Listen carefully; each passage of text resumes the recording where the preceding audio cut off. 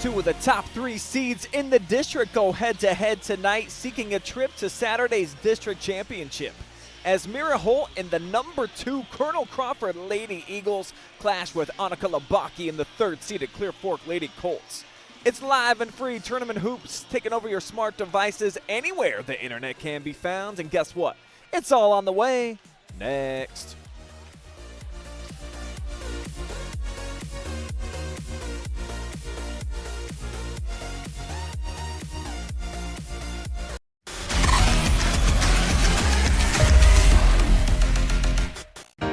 Welcome to Richland County's first artificial intelligence ATM. And if you car dance to the song you're listening to now, I will give you $50. See, that's something an ATM can never do. Oh my gosh, are you serious? Oh, we're serious. Gosh, that's awesome. Thank you. Thank you. We hope your day is a little bit better today. Yes, thank you. You have better things to do than to job hunt or scramble to find your next great hire. So let SPHERION do it. We say local is our superpower because we live and work where you live and work. We know the Mid-Ohio job market, and we're locally owned. So you won't find a partner who's more engaged and literally invested in your success. If you're ready for something better, start with SPHERION.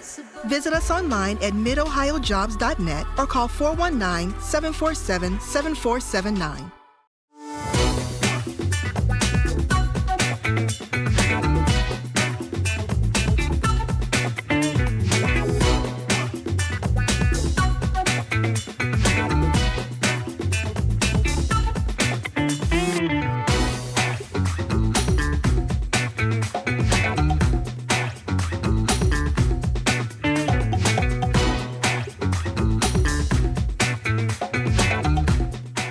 We guarantee nobody else gets you closer to the action than our exclusive coverage. So give me a call, Brian Skowronski, and let's make you a part of the game.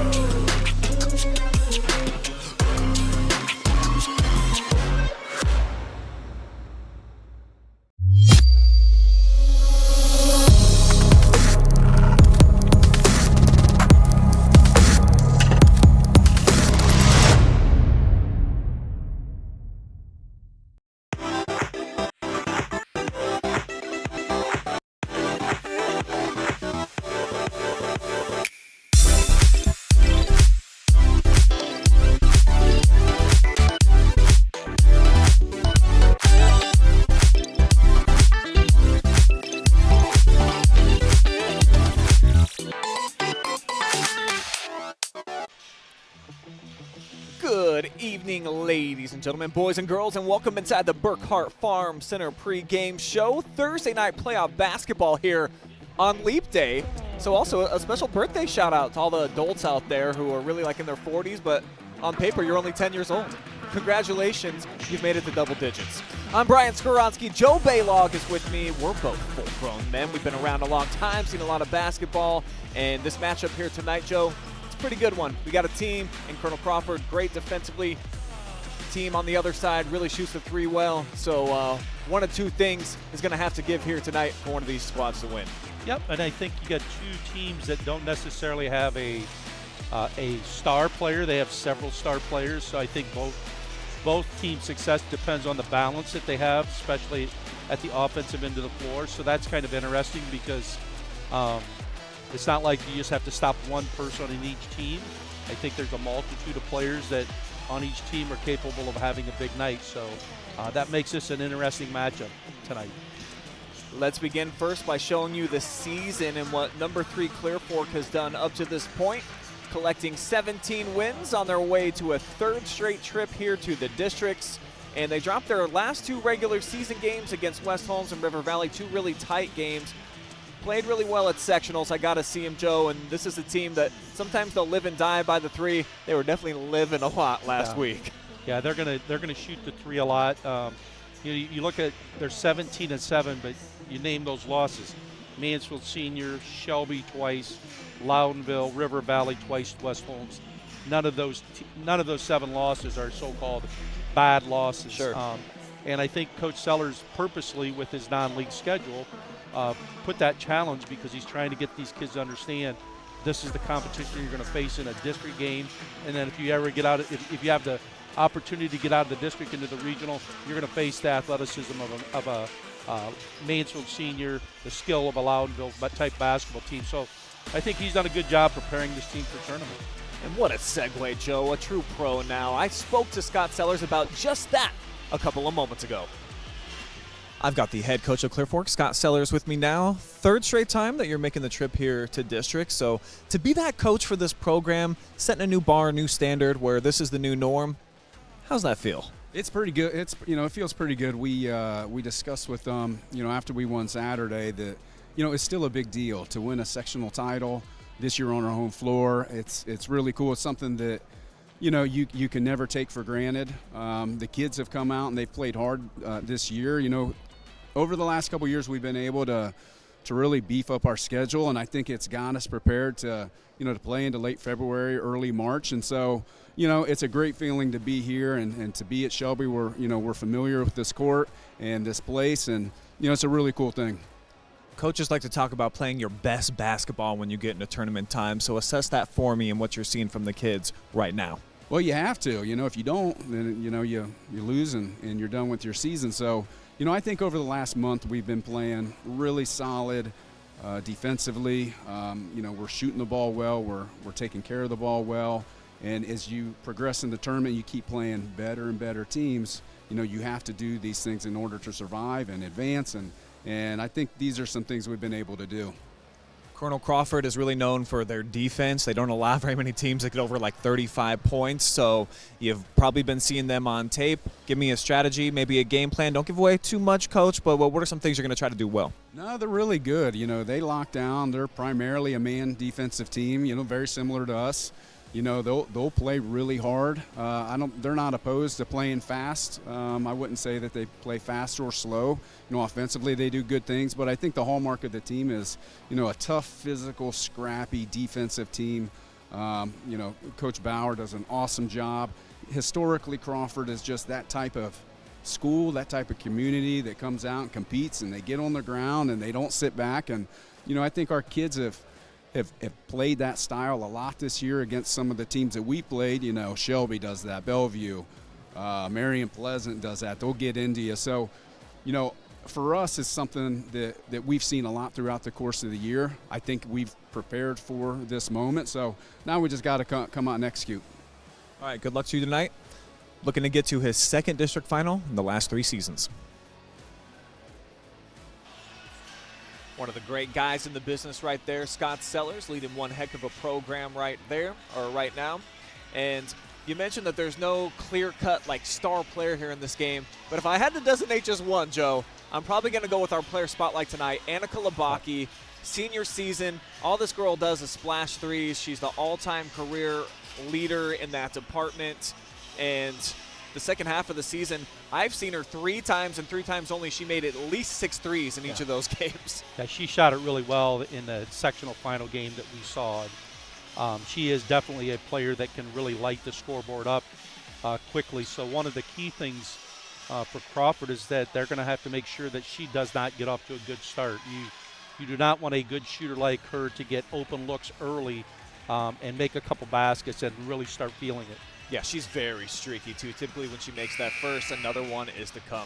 We'll show you the MOAC standings and where Clear Fork fit into the puzzle this year. 3rd place finish, swept by Shelby, as you talked about, but 2-0 against Pleasant this year. 2 really quality wins, and they proved that they are a conference contender. They were right near the top. The second game against Shelby came down to the wire as well. Yeah, they played much better the second time they played Shelby. They also had 2 losses to River Valley, but played River Valley close, I believe, in both games. Yes. So that top half, those 4 teams at the top of the MOAC are really quality basketball teams. And their opponent on the other side, there are the Colonel Crawford Lady Eagles, the number 2 seed, 18 wins. And this is a squad so hot at the beginning of the year, Joe, but they have stumbled down the stretch, just 2-4 over their last 6. Well, I think one of the things that you find when you play in a league where you have to play home and away, the second time around in the league, some teams made some adjustments and were able to knock them off in fairly close basketball games. I mean, the only game that they really got really knocked out badly was the Loudonville game at 56-40. But, you know, Coach Bauer's got them here in the district, which is where you want to be. And I really like this matchup with these 2 basketball teams. Now pause for a moment to playing of our national anthem.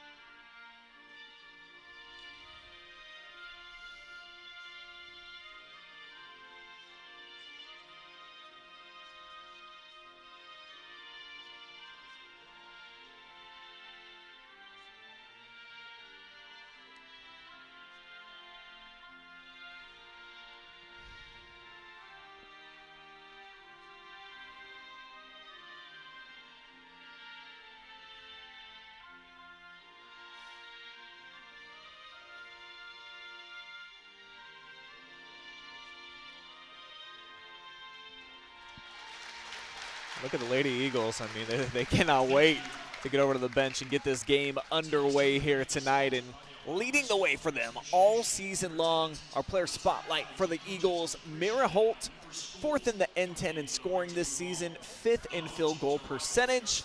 This girl gets it done in the lane. She doesn't have great size, 5'7", but she's one of those true North Robinson style of kids. She's just tough anytime she touches the basketball in the lane. And she can shoot the basketball from the 3 pretty well. She's a 40% three-point shooter. The only difference is between her and Labaki is Labaki, I think, has 70+. Mira has 26, but she's a threat. And she's been consistent throughout the year in a very good Northern 10 basketball league. Yeah, let's show you the Northern 10 standings this season. Runners-up, they could have shared the league, lost to Mohawk in the very last game of the regular season, but the top 5 teams in there, Joe, super competitive. Yeah. Winford was very hot at the beginning of the year with all those freshmen. Cary ended up winning it by just a game. They're competing tonight as well, so no slouches, of course, up there in the top 5. Yeah, I mean, you have Upper Sandusky playing in the second game here tonight. And as I mentioned earlier, that second time through in the league, that's just is much more difficult because people make the adjustments, and sometimes your teams just don't overcome that. But I think the thing is, maybe losing that league title in the last game, they've come into the tournament maybe a little bit more hungry than maybe they would have if they would have won the league. There's a tournament path for everybody who's competing here at Shelby tonight. Of course, a first-round bye for Colonel Crawford. Clear Fork elected to play on opening night. Light work with Western Reserve, won their second game handily. And then in the second half tonight, Margaretta, I think they've proven they're the most dominant team that's in the building, at least what they've been able to accomplish so far. And Upper Sandusky is really going to be up against it in our second half. Yeah, I agree with you on that. But I mean, this first game I think is going to be a really tightly contested contest. So I think little things such as getting a loose ball, getting an offensive rebound, making a good decision with the basketball, those possessions are going to be key in this basketball game. So one of the things you look at it many times as a coach, as you just mentioned, don't try to overdo things. Just play within your capabilities, but you got to make sure that you value every possession that you have the basketball. Let's dive into our keys to victory, brought to you by BURKHART Farm Center, and we will begin with Colonel Crawford. Low and slow, Joe. I'm going with a little barbecue analogy here. You just feel a little bit more comfortable, this team does anyways, when you're grinding it out. When the game's in the 30s, they almost always win. Yeah, and then my key is that they need to do a good job defending the 3, and that means you got to be able to contest threes and maybe make sure that you're going to run some of those three-point shooters like Labaki off the line. The key, I think, especially early in the game, you do not want to let Labaki and some of her teammates get going with shooting and making threes. And for Labaki and company, I'm going with make threes as my key to the game, Joe. I mean, they can flat out summon an avalanche at different points in the game when they make 2 or 3 within a quarter. Boy, especially a team like Colonel Crawford that doesn't score a ton, that can really be devastating. Yeah, and you know, the thing is, we've mentioned Labaki's name several times already, but they have a handful of girls that have the green light to shoot the three.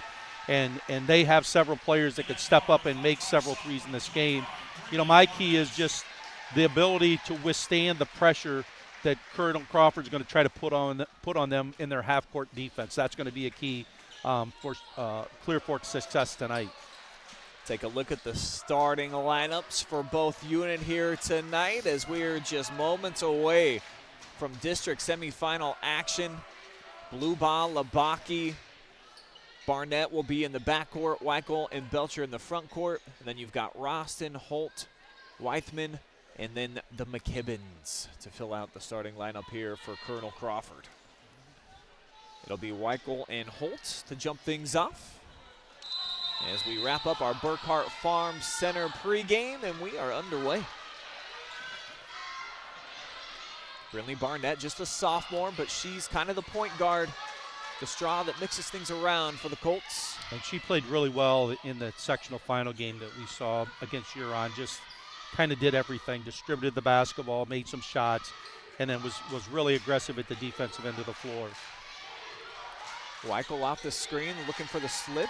Can't make the pass. Now here's Annika, gonna let it fly and lets it fall through. Big start for Clear Fork. Yep. And Clear Fork coming out with some full court pressure, looking to trap the basketball early. But, you know, and the thing there was Labaki really was not wide open. They did a pretty good job of getting a hand up and contesting it. So not a good sign for the Eagles and a good sign for the Colts with Labaki being able to make that shot. Lady Colts are going to pick up half-court man-to-man. They'll switch every screen along the perimeter as we'll get a hand check, and this will go against Labaki for the first foul of the night. Yeah. And that's another thing that happens sometimes in the tournament. You got to see how officials are going to call the basketball game. Are they going to call it tight, or are they going to let them play? And that kind of is an early hand check there. So sometimes as a player on defensively, you got to be able to make some adjustments. Eagles are going to reset and look a little bit out of sorts here. As they'll work a two-lady game on the far side. They do get the switch. I mean, Crawford playing like they play. They're going to be patient. Little screener roll there. Just not able to finish by Mira Holt.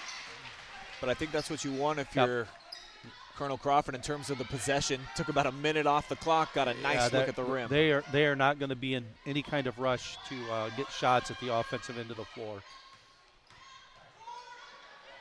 Nice backdoor cut. Yeah, it was, and an excellent find by Blue Bob, but Weichel can't finish it off. Now the Eagles down to their last 4 seconds to get it across. Mira will. Yeah. And that's something that Clear Fork did in the Huron game was it's a little bit maybe unusual that off of a missed shot, they will still pick up and pressure full court man-to-man and even look to trap out of that.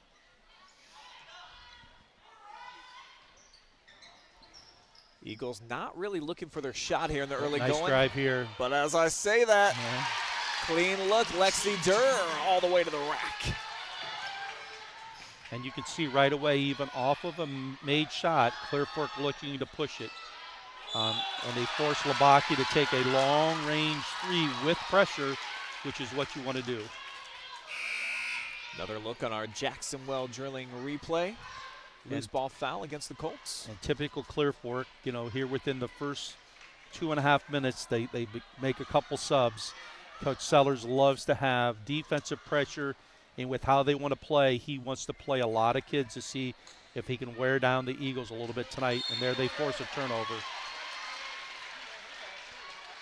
So the first giveaway for the Eagles here. And that's one of the subs that came in. Haley Thrush comes in and forces a turnover, only a freshman, but that's what you want to do.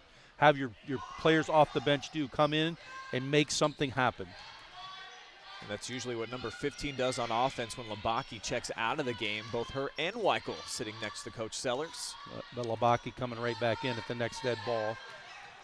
Here's Thrush trying to turn the corner. Bumped out of bounds. Bit fortunate there as it was a wild pass.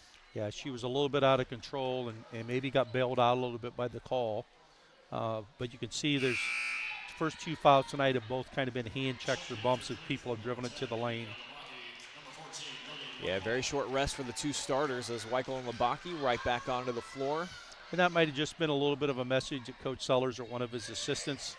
They wanted to maybe mention something to both of those players, especially Labaki. That second 3 was maybe not a 3 that Coach Sellers really wanted.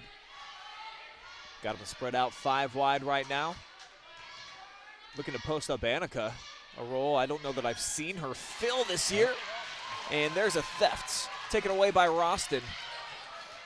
Well, one of the things we mentioned was Clear Fork's ability to handle the pressure that Crawford's going to give them in the half court. Nice move. And it's a left-hand finish for Mira Holt. And you can see why she's one of the better players in the N10 with the ability to drive the basketball and finish with her left hand. First lead of the night for Another Colonel nice Crawford. back cut. It might be short-lived, though. Ashton Wine made a break towards the basket. And we've seen a couple of pretty passes for Clear Fork to find backdoor diagonal cutters. Yep. I mean, that pass went right past the defender's head, and Ashton Wine going to the line to shoot 2. Ashton on the season, 69% from the charity stripe. Squares things up here as we're just about at the halfway point of the opening quarter, and I see some of you already have found our comments section, and keep them coming throughout the course of the night. If you drop us a line on either Facebook or our main YouTube channel, we will make sure that you become part of the game. Short on the second, Bluebot chases down. Now Annika high off the glass. Pretty play for her. Brian, we talk a lot about players making key plays in a game. Well, now there's 2. One was just getting that offensive rebound off a missed free throw. Now they force a turnover right away. So Clear Fork getting a chance here to extend their 2-point lead a little further. And Labaki that time thought about pulling the trigger on a couple of threes, and maybe that conversation with Coach led to her deciding not to, and then we get a 5-second call. Yeah, a 5-second call by the defensive pressure that I think McKibben was putting on the basketball. Good job there. So both teams kind of playing to their strength a little bit here. The defensive pressure has forced a few turnovers by the Colts. Now we'll see how the Eagles handle the pressure of the Colts in the half court. Rush with the crossover, loses the handle, but it's going to be scooped up, taken by Roston. One of the things we said was Brinley Barnett, her ability to pressure the basketball, and she's doing a really good job when her player catches the ball at the top of making things a little bit difficult to get into, for the Eagles to get into their offense. And nothing has come easy offensively for Colonel Crawford yet tonight. Nice crossover move there. Yeah, sick move by Gabby. The pass, though, didn't quite match. Gabby probably should have just shot that. I mean, she was right at the front of the rim, and probably would have been better to shoot it. And even if you miss it, we'd have had a chance to get an offensive rebound. Luboff from the top of the key. 4 seconds now on the 5-second. Hands it off for Barnett. And Colonel Crawford, I mean, they just don't give any space out on the perimeter. Their pressure on the basketball is really, really good, which is why sometimes these backdoor cuts are open a little bit. Great box out there. And it's the first shot attempt for Brinley tonight. Comes up just a little off target. As our score remains 6-4. 2:20 remaining here in quarter number 1. Winner moving on to Saturday's Division III District Championship. I mean, one of the things that Clear Fork did really well besides shoot the three in the game with Huron as they got to the offensive glass, and the Eagles have done a good job of just limiting them to one shot here. Gabby Roston with some shake and bake on the last couple of possessions. Yeah. That time took your advice, took it straight to the rack.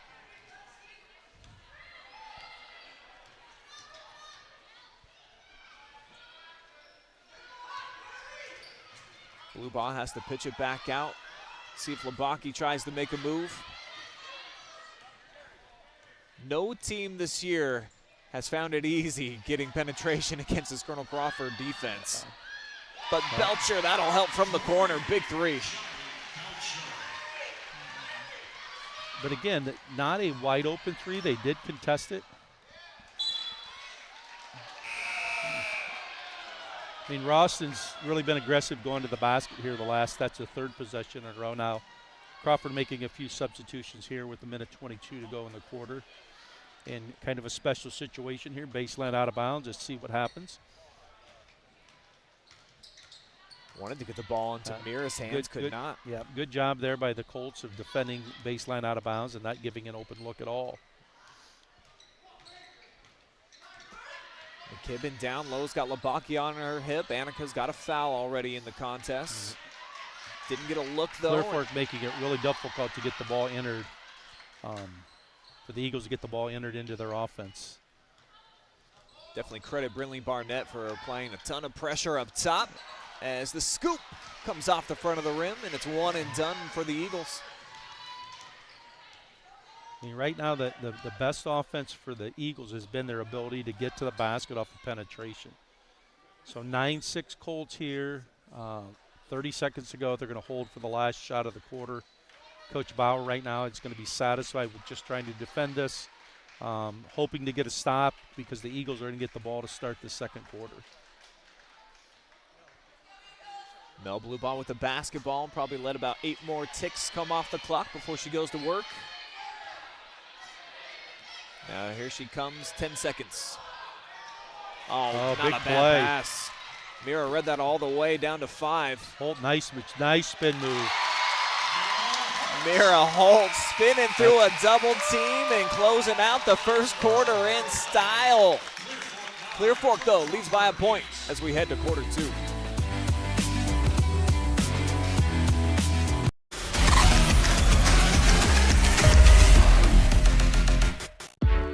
You have better things to do than to job hunt or scramble to find your next great hire. So let SPHERION do it.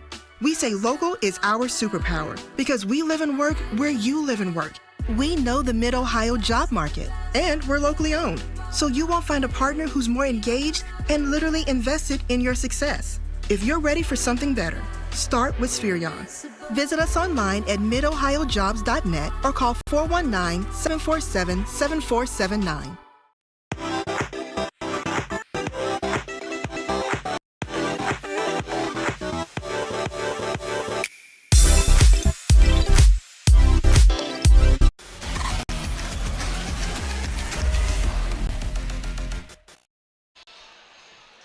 Nice finish to the first quarter by Colonel Crawford. Mira Holt coming away with a nice steal and then spinning between a couple defenders to bring Colonel Crawford within 1. I'm Brian Skowronski. The Hall of Famer Joe Balogh is with me here tonight, and I think that's about what I expected from that first quarter. I mean, right now it's kind of played like we said. Clear Fork's hit 2 threes, although I thought they were contested threes. Colonel Crawford's been able to force a couple of turnovers, the big turnover at the end of the first quarter to get a basket. And now coming out, it looks like Clear Fork's going to show a 2-3 zone here. So a bit of an adjustment for Coach Sellers. Catch inside, hold a couple of fakes. Weigel not buying.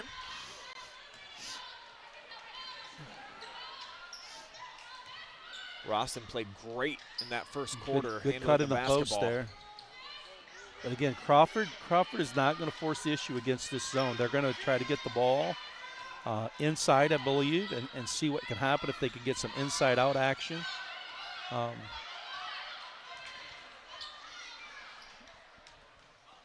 Still trying to dissect. Haven't been able to find a proper way yet to attack.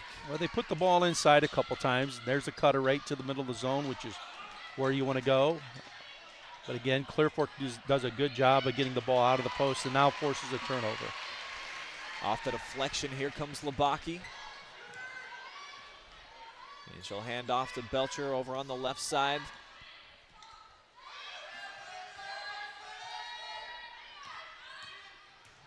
Belcher, a hard attack. Bluebaugh wasn't ready to shoot off the catch.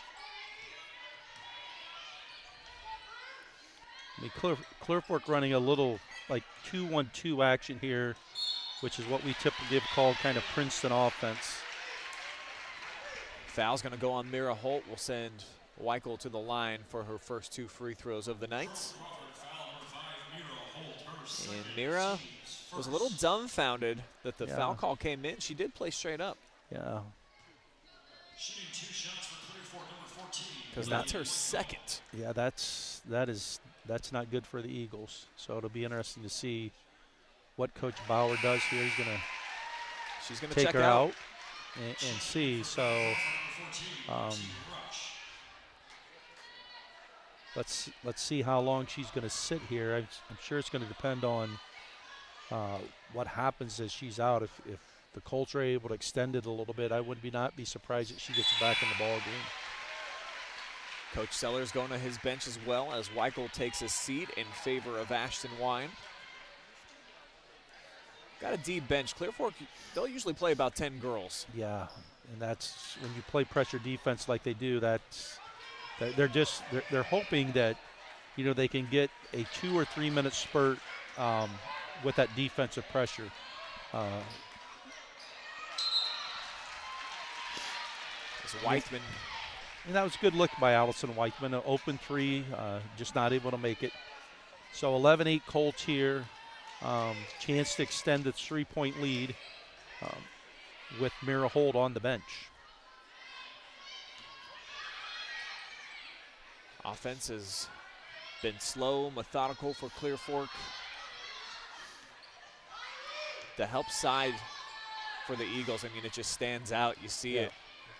Well, they do a good job of getting pressure on the basketball, and then they're as you mentioned, their help side defense is just in position, so that really doesn't look like there are many things open on the backside for a cutter to come in there. Labaki pitches it out. They'll swing it back up top for Belcher. Bullies her way inside, but came up short. Yep. Collects her own Offensive miss. rebound, another offensive rebound. And Ashton puts it home. So 3 looks and some second chance points here for the Lady Colts. So 2 big offensive rebounds there and getting a putback. I mean, many times second shot opportunities are a key to winning the basketball game, and points like that are really crucial in a game like this, which is going to be a possession-by-possession basketball game.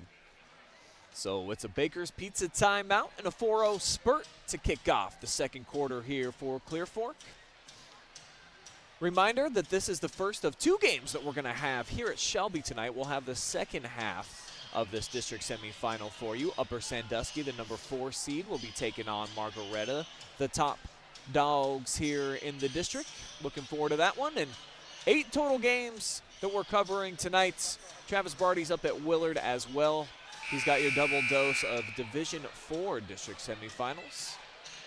Also got a district championship down at Capitol. If you want to see how Centerburg is able to handle Afrocentric, that's at 7 o'clock. And then Cary versus Calvert's, a rivalry matchup. So basically, Joe, if you want to see playoff tournament girls basketball, we're there. Yeah, you're there. we're covering it all. I mean, this is, district games many times are some of the most exciting games you find in the tournament.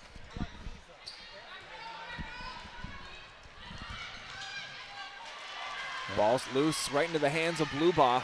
So out of the timeout, not what you love to see. Able to deflect it from behind, but Crawford gets it right back. Yeah, Roston selling out, but called for a travel as she got it out to Weithman. Kind of a tough break after. Yeah, you hate anytime you bruise the bones to go down and make a play like this and it comes up empty. And, boy, that's tough. Wouldn't have been a travel in the NBA, though, Brian. Nothing really is, Joe. She would have been able to take 4 steps across half court. Probably could have stood up. Labaki missed her last one. Not this time. Kaboom from straight away. The best three-point shooter in the history of Clear Fork, and 70-plus makes on the season. And she's hit the two she's made are from the exact same spot, off the exact same move of one dribble left-handed behind the screen and being able to get enough space to make that shot. So 16-8. Crawford does not want to let this get to a double-digit deficit here early in the second quarter. Yeah, this is not one of those style of teams that's really built for a big comeback that can score 8-10 points in a bunch. So very critical, kind of danger zone here for Colonel Crawford to try to stay with them. And as we mentioned, it'll be interesting to see if Mira Holt stays on the bench here, because she's kind of their offensive key. Yeah, she's sandwiched in between a couple of assistants, and it looks like she's kind of distraught, kind of pleading her case. Put me in, coach. I like to finish things. Three ball banked in. Lexi Dorr testing out the glass, and she likes it. Yeah. Big shot there for the Eagles. I mean, they needed that back to a 5-point deficit, and now they just got to sit down and try to play half-court defense. Tipped away off of blue ball, so a turnover for Clear Fork. I thought the pass came just a little bit late. Weichel tried to thread it in. I mean, great job there by the Eagles of just snapping your head and throwing that arm, which is what shows a sign that they've been taught really well defensively, because many times if you're just able to snap that arm, you're going to get that deflection even without seeing the basketball. Breaking away from the pack is Roston. She's got a 3-on-2.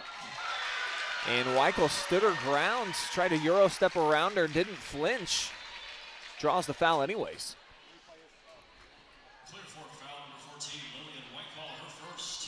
Did move the right foot. Yep, just a little bit, enough to bump her and throw her off, so good call. Roston, though, can't capitalize on the first free throw attempt. She'll get one more. Eagles, all their points coming on that last possession with the 3. Now they've got 4 in the frame.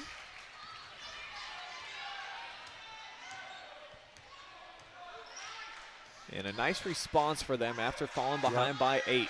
Yep. Weichel, Will and Dillon misses though off the front iron. Durr sending ahead, gets it to Weithman. Nice pass. The Eagles, though, not able to score out of transition. Which is something you probably really don't expect out of Crawford a lot. But the thing I think they'll do is they try to take advantage of special situations. And that was one, just a little bit better pass and catch. They would have had a layup. McKibben almost gave it away. Now from the short corner, nice move by Lexi. Big bank the 3 and now made a really nice shot fake and a dribble drive with a little scoop shot to finish. Half the gym wanted a traveling violation. I'll let you guess which side. And Coach Bauer did too. There's another steal. Nice active hands by Allison pushing ahead. Here's Lexi, scored the last bucket. Misses this time. McKibben. Offensive rebound on the floor. Going to be the second foul against Clear Fork here in the frame. A good bounce back here by the Eagles. Down 8, didn't look really good. Best players, Mira Holt's on the bench, but they responded with Lexi Durr kind of being the leader here. So again, baseline out of bounds here, box set. One of those special situations you alluded we like to. to talk. These are special situations. If you can score up baseline out of bounds, that's a key. And Clear Fork wins it. They get a stop. Not only get a stop, but they force a turnover on it. And I think that last play was just Gabby Roston finding out that there's levels to everything in terms of size. Yeah. She's kind of a little slender. Labaki's got some tree trunks for some legs. Wasn't going to sneak by for an easy one. Yeah. Both baseline out of bounds plays, Crawford has not really gotten any kind of look at all on him. Annika thought she was going to get to her sweet spot. Yep, almost did. Now she'll shoot left side. Same result. She likes that left-hand dribble into that jump shot. All 3 threes are off that same move. Labaki's got 9, of course, leading all scores. 3 pack of triples. Now looking to D up here against Rush and company. Hey, Crawford's tried to use this side ball screen several times. There you saw Rawson just refuse it, and the Colts do a good job defending it. Side ball screen again. Rawson going to the basket, gets bumped. Going to be baseline out of bounds. It's going to be the second on Weichel. Both of them coming here in quarter number 2. And decision time for Coach Sellers with a $1.41 if you want to chance it. And they will keep her out on the floor. Freshman, though, checking in. 3rd time that we've seen Haley thrush into the game. Oh, nice little backdoor play, just not able to make the pass. And it looked like Lexi Dury kind of half-hearted going backdoor. Yeah, she probably should have gone out maybe towards the 3-point line a little bit harder, showed her hands, and then made a little bit harder backdoor cut. But again, Clear Fork does a nice job defending it here. Minute 20, they kind of spread it out. Looks like they're going to look to make penetration. Foul's going to come on the floor and avoided a potential double dribble or travel here for Blue Bonds. We'll take a second look.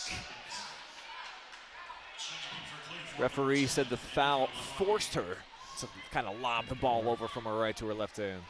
So Clear Fork with the baseline out of bounds here. Let's see if they get anything off of it initially. They got Labaki right back into the game. She's always who they're looking for on these situations. Looks like they're going to try to spread it out again and see if they can get Crawford to come out, maybe overguard it and get a drive to the basket. Final 60 seconds of the opening half. It's been a good one. Clear Fork's led by as many as 8. Crawford only led for a little while, had a 1-point lead. And now both squads with 3 personal fouls here in the frame. And Lexi Durr gets her second foul, and she's kind of been the go-to person here in the second quarter when Holt went to the bench.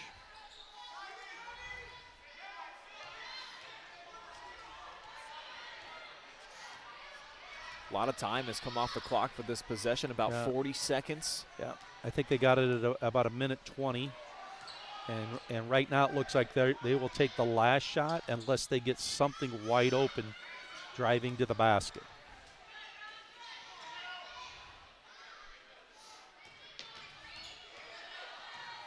Double team comes. Ooh, almost forced a turnover.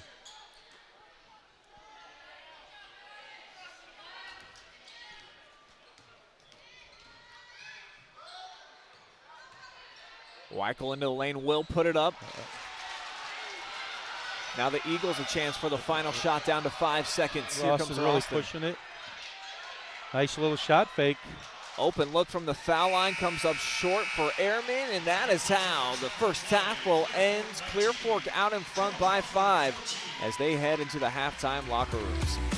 Stick around for the BURKHART Farm Center halftime report.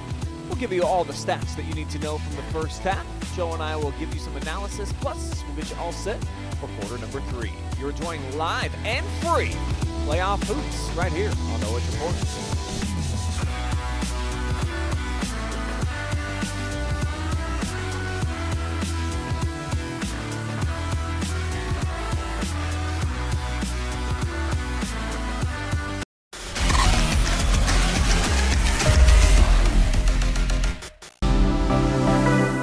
Hi, I'm OH Report founder Brian Skowronski, and you were just watching live and free girls high school hoops exclusively on the OH Report. But stick around, the halftime show is next, including stats, analysis, and so much more, including the second half on the way. Welcome to Richland County's first artificial intelligence ATM. If you car dance to the song you're listening to now, I will give you $50. See, that's something an ATM can never do. Oh my gosh, are you serious? Oh, we're Oh my serious. Gosh, that's awesome. Thank you. Thank you. We hope your day is a little bit better today. Yes, thank you. You have better things to do than to job hunt or scramble to find your next great hire. So let SPHERION do it. We say local is our superpower because we live and work where you live and work. We know the Mid-Ohio job market, and we're locally owned. So you won't find a partner who's more engaged and literally invested in your success. If you're ready for something better, start with SPHERION. Visit us online at midohiojobs.net or call 419-747-7479.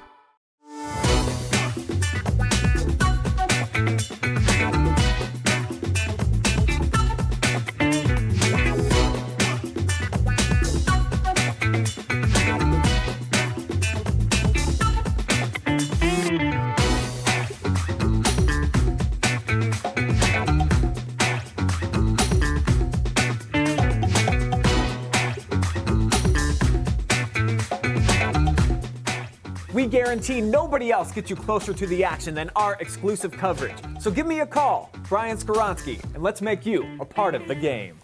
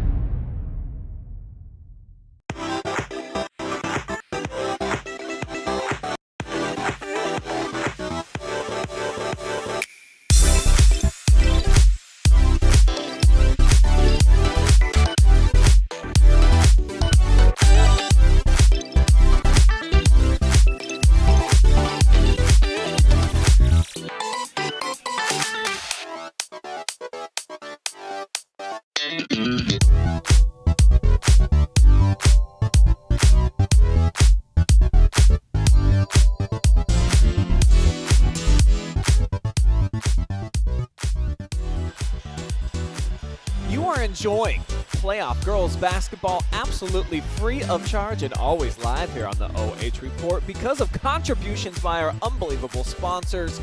Please support those who support high school sports, including Baker's Pizza in BUCYRUS, the place to go after every local game or to watch your favorite team in action. I heard Breck always has our games up there, so if you want to get a quality slice of pie, come join them today. Try the pizza of the month. Spicy Italian? I don't think it's spicy Italian anymore. That sounds like a last month thing, but they still have it on the menu. That I can guarantee, and it is delicious. Thank you to Mechanics Bank, Richland County's only independent community bank. BURKHART Farm Center, where it's farmers serving farmers.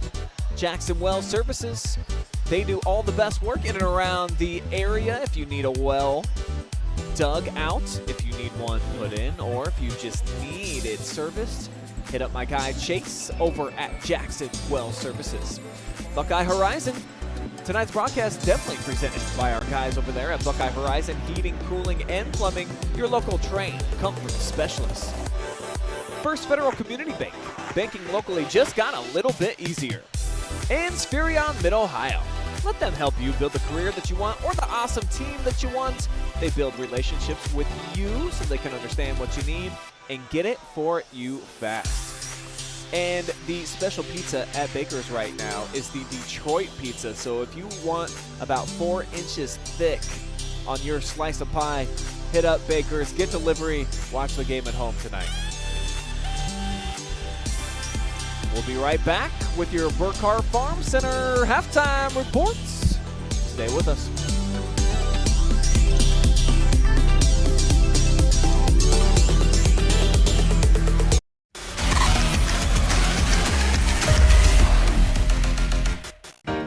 Welcome to Richland County's first artificial intelligence ATM. And if you car dance to this song you're listening to now, I will give you $50. See, that's something an ATM can never do. Oh my gosh, are you serious? Oh, we're serious. Gosh, that's awesome. Thank you. Thank you. We hope your day is a little bit better today. Yes, thank you.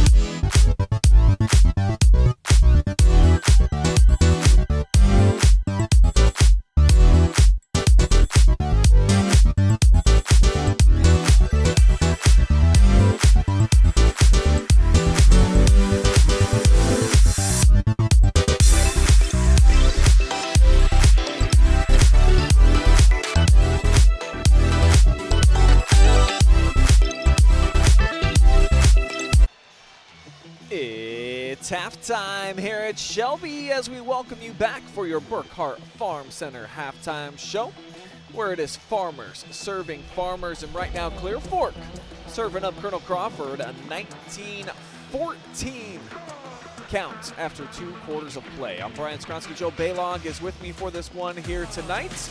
And it's been about on par with what we were anticipating, Joe, when you look at the numbers here. 4 threes for Clear Fork. That's something they're always looking for. And then defensively for the Eagles, they like to get after you, but they'll also turn it over from time to time on the offensive end. Well, the pace of the game, I think, favors Colonel Crawford right now. They've not had a lot of live ball turnovers. So Clear Fork has not been able to get any kind of quick transition baskets. Sure. I mean, the key, one of the concerns for Coach Bauer is Labaki's 3 threes. They're probably going to have to make sure they go over top of that ball screen at the top to not allow her space. But Crawford kind of survived with Mira Holt on the bench for over 5 minutes in the second quarter.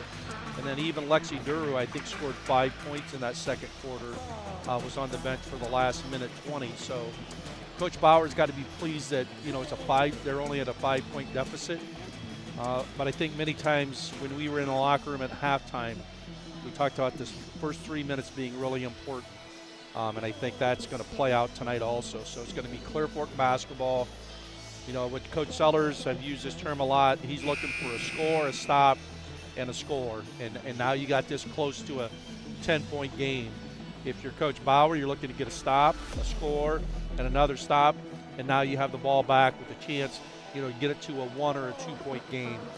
So first 3 minutes, I think, are always important in the second half. And that's really where coaching kind of becomes a bigger factor, in my opinion. You see it a lot in the third quarter, the adjustments that are made when you've had an opportunity to sit down lady to lady with all of your team and just let them know, hey, this is what I've seen, this is what we need to do to correct it.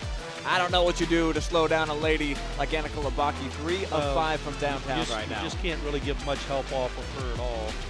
But again, I think a game like this, we said it's the possessions become more important, so it's going to be some little things that make a difference. And we've already seen some things like the 2 offensive rebounds and Clear Fork being able to get a putback. They had an offensive rebound off of a free throw. So those things make a big difference in a game like this. Lady Colts now going right to left on your screen, however you're watching, in the all-black. They run a set. And Annika definitely got fouled. She was going to be shocked if she didn't get the call, and Allison almost played it off like there wasn't a bunch of contact there, but definitely clocked her. Well, and you can see Coach Sellers wanting to get her a look early, ran some action, and then ran what we would call a side elevator there, where she just squeezes between 2 screeners and was able to get an open look. And unfortunately, the Eagles fouled her on that 3-point shot. That's where she spends basically all of her time offensively, is beyond the arc. And coming into the tournament, Joe, just shooting 41% from the free throw line. That's only her 18th and 19th attempt, so this isn't a place that she gets to a lot, but obviously shooters can shoot. Yeah, and if you're a three-point shooter, she doesn't drive the ball to the basket a lot. She's not going to get to the free throw line a lot, but it shows it right there. So the Colts get a score, and now Coach Bauer's going to get a timeout right away to make sure they don't turn the basketball over. So first 20 seconds of this half, Coach Sellers got to be really happy with how his team has started. So it's a Baker's Pizza timeout that'll show you the first 3 points here of the quarter. All belong, of course, to the Lady Colts, and had them in a bad spot here. And that's where Clear Fork, they can really get to opponents off of the makes, Joe. I think that's when they have their most success, when they can set up under full court pressure. When you make shots, it's a lot easier to get into your press. And forced action to happen. So in that situation, 3 made free throws, able to jump right into that 1-2-1-1 press. Now they show a different press. They're going 2-2-1 to show a little bit of different action here. And Roston made the mistake of just picking up the basketball. Does get it to Dorr, who's driving the lane. Right down Main Street, left hand off the back iron. Yeah, she just needed to finish that play. Another one and done for Colonel Crawford. I think this might be off Barnett, though. Yeah. I mean, Barnett just really had no advantage there, kind of dribbled it right into the teeth of the defense and turned it over. So it's off of her left knee, turnover number 7. Make it number 5. And Clear Fork just goes straight man-to-man there, kind of showed like they were going to press, but did not pressure at all.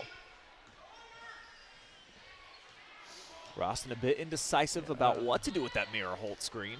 Yeah, they need to get the ball moving a little bit here to make Clear Fork's defense work. Two-lady game now with McKibben. Durr's been super aggressive offensively. McKibben trying to post up inside. They just didn't find her. Now Mira, solid position underneath on Belcher. Can't get a look. And they're just going with this continuity ball screen on the side. Just a shade off Holt. Holt with an offensive rebound. Deep 2 finds its way home for Lexi Dorr. Yep, Lexi Dorr having a nice basketball game tonight. 7 points now, leads the Eagles offensively.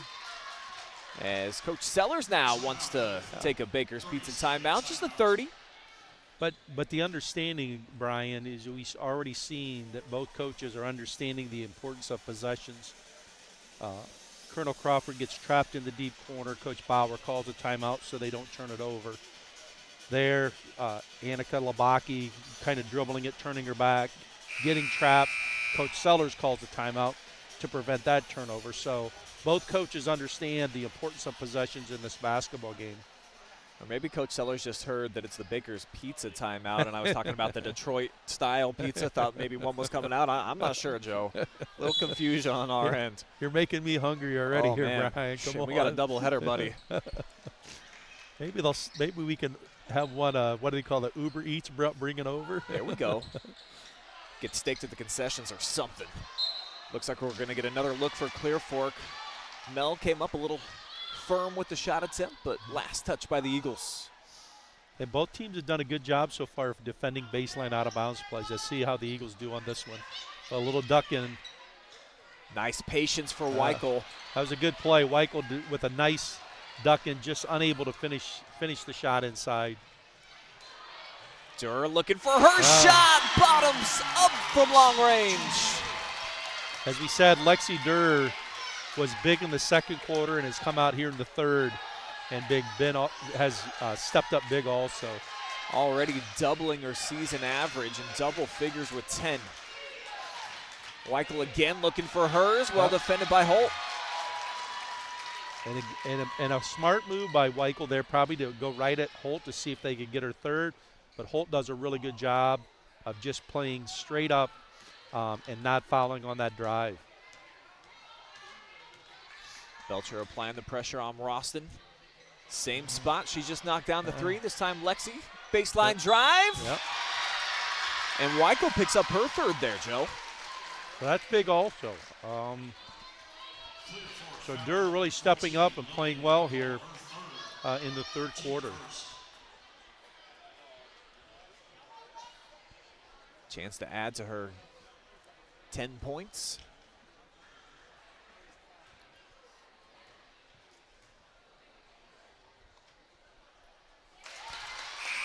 Good looking shot there, and now Haley Thrush will spell out Weichel with those 3 fouls, likely for the remainder here of the third quarter. And it feels like just when the Eagles are right on that borderline of like, oh, this is danger mode time, they put themselves right back into the mix.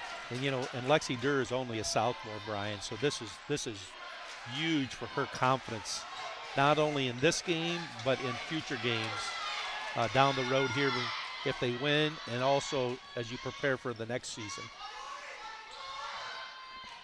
Colts would love to keep their season alive, but Belcher on the drive there, shuffles the shoes before the kick out.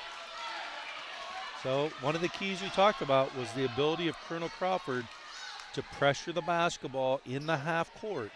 And they've done a good job of, one, limiting the open looks that Clear Fork has, and then two, they forced some crucial turnovers at crucial times in the game. So the Eagles, possession of the basketball with a chance to take the lead.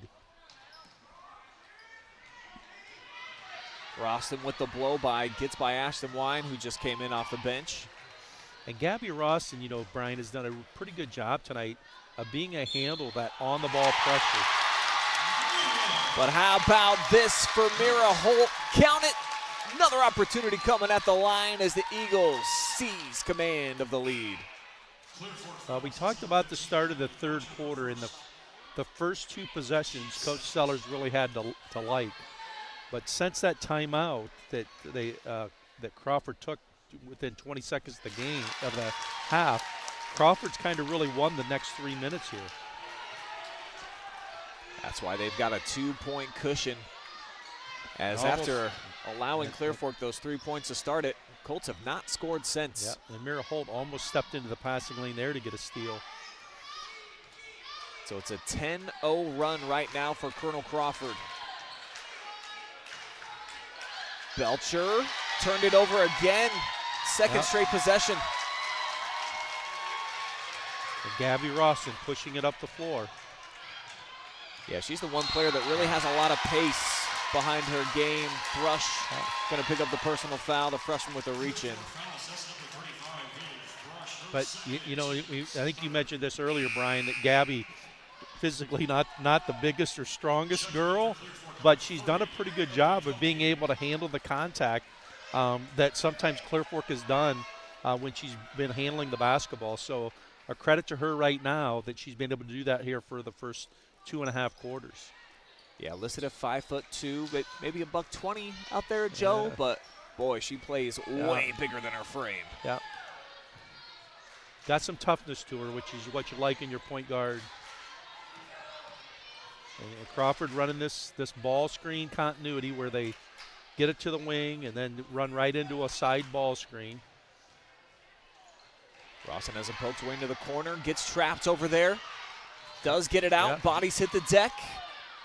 Jump stop for McKibben, left hand, too much. Durr got her hands on an offensive rebound, though. And it stays down at this end with the Lady Eagles. Got all the momentum in their corner. I mean, the effort by Durr on the backside there initially was really good. Weithman off the head fake down the lane. Some contact, but no foul called on that one. So the Colts push the other way quickly. Should get an open shot. Yep. It's going to be Thrush. Missed it. One of the few opportunities they've had in transition. And Ellie Perkey is who tied it up there with the Eagles. We're going to be heading back with Colonel Crawford. That's Eagle basketball.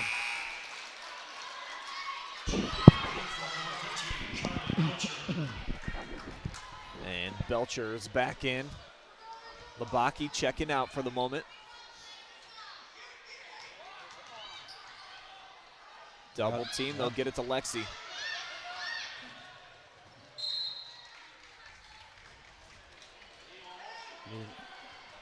Ralston, again, doing a good job of handling that ball in that trap in the deep corner. Just being strong with it and able to find Lexi Durr, who brought it up the sideline and had it tipped out of bounds.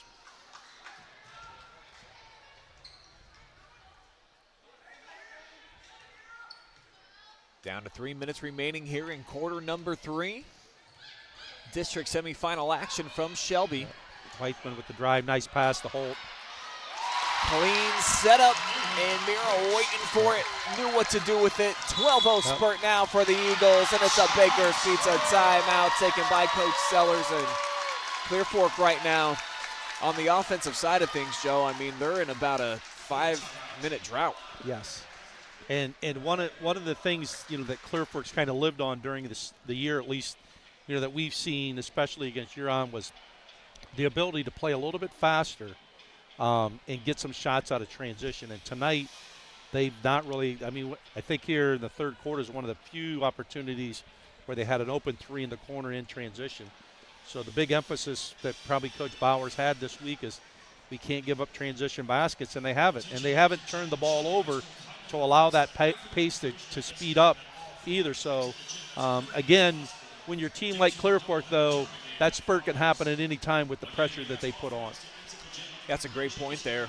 No giveaways for the Eagles here in the third quarter. 4 right now for Clear Fork. That's been a big tail of the tape right now to this 12-3 run that we've seen in the quarter from Colonel Crawford.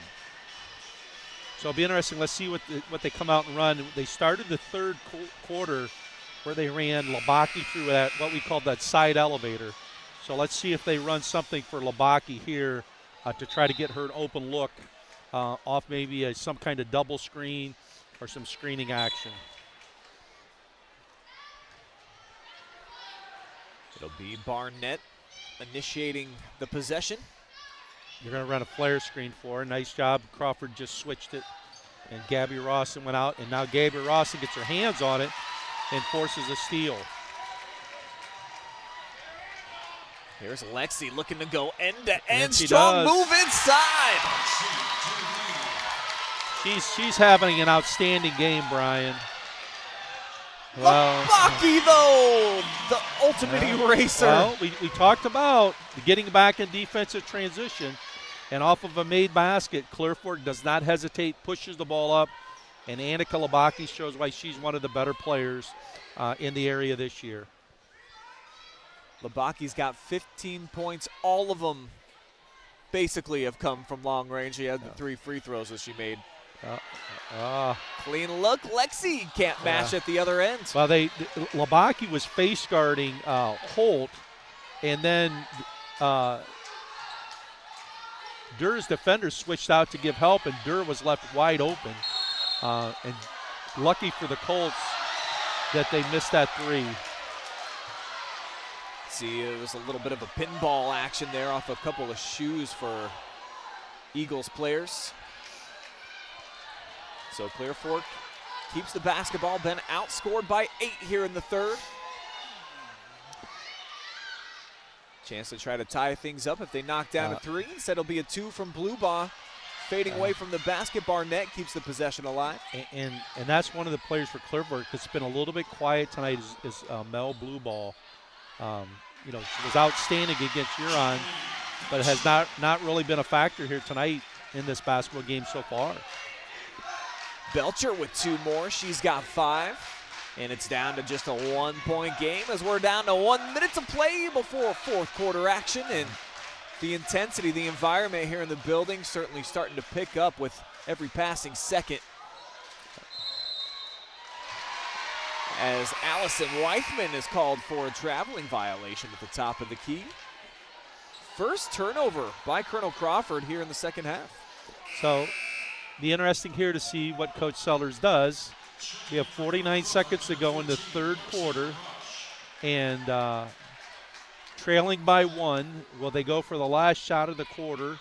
Because they also get possession of the basketball to start the fourth quarter. Well, that's been their proclivity. They've tried to, the last couple of quarters, hold for that last shot. We saw Coach Bauer in the first quarter, allowed it. Second quarter, he was like, we're not going to let you let 90 seconds come off for the last shot this time. I'm not sure what's going on here with the officials. They're discussing something. Now they give the thumbs up. Maybe they heard about that Baker's Pizza timeout. Yeah, they could have. Yeah, call another one. Do we get a slice of that pie? Yeah. We're not giving officials any pizza tonight, Brian. No. Blue ball picked up here, turns into a double team. They'll work it around to Belcher, clean look. McKibben goes down to the floor. Dog pile for it, and Coach Sellers gets the timeout as Weichel did have clean possession. A lot of contact there with no call at all. Coach Bauer not really very happy with that at all. Half the building pretty cool with the timeout. The other half did not so much enjoy. I think that right there is what they're most mad about. Labaki turned her back into her. That was almost like the Pistons game the other night, that the call they were complaining about that cost them the game, that Durr was going to pick the basketball up and kind of had possession and then just gets her legs cut out from underneath of her. I mean, the good thing for the Eagles is it forced the Colts to call a timeout, so now they only have 2 left, where the Eagles still have 3. But ball baseline out of bounds with 23 seconds. Let's see what Coach Sellers drew up here on the timeout. Colts led for most of the game until midway through the third, where the Eagles gained access to the top spot in scoring in the game. Ran the same action they ran earlier, where Weichel tried to duck in, and the Eagles do a good job defending it. And it's turnover number 10 now. Brindley Barnett.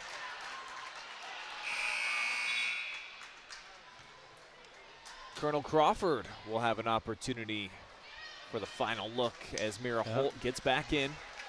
Done a nice job not picking up a personal foul here in the third. She still just got 2. Her and Durr both had have 2 fouls, so they've done a good job here in the third quarter of not getting that 3rd foul. So 10 seconds. Clear Fork going zone here.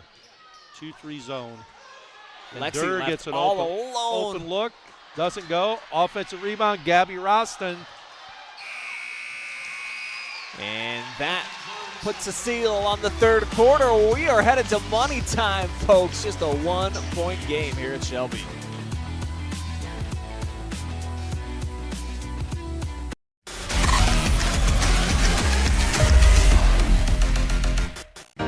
Welcome to Richland County's first artificial intelligence ATM. And if you car dance to this song you're listening to now, I will give you $50. See, that's something an ATM can never do. Oh my gosh, are you serious? Oh, we're serious. Gosh, that's awesome. Thank you. Thank you. We hope your day is a little bit better today. Yes, thank you.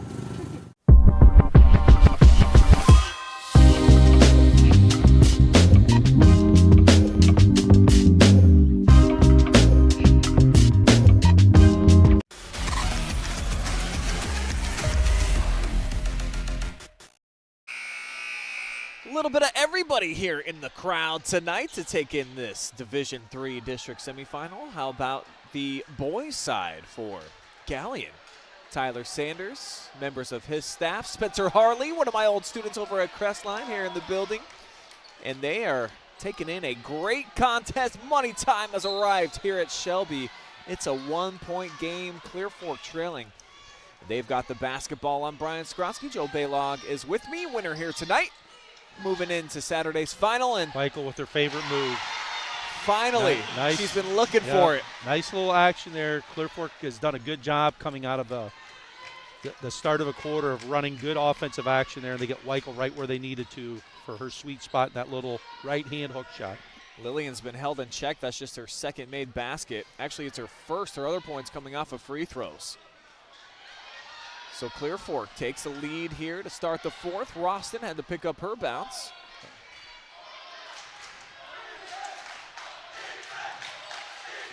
From the short quarter, Mira, turnaround jumper. A little hard off the square. Pretty good look, though, by Mira Holt there. I mean, they got kind of the shot they wanted. She's just not able to finish that shot, but a good look. Starting 5 on the floor here for Clear Fork. Belcher in the lane, left hand, puts it home.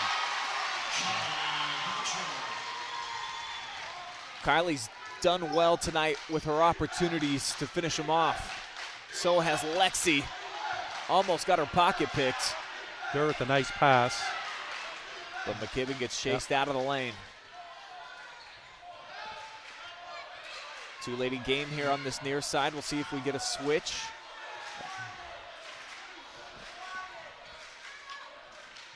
And this is kind of the base offense that Crawford runs, is this side ball screen, and they can either use it or refuse it. Nice duck in there by Holt, but kind of wasted her dribble. And Barnett snatches it right away from Mira. Weichel end to end. Came up short, but Belcher also missing. And a foul's going to go here on the Lady Eagles. But I love that play right there from Brittany Barnett. I mean, that was great. That was great hustle.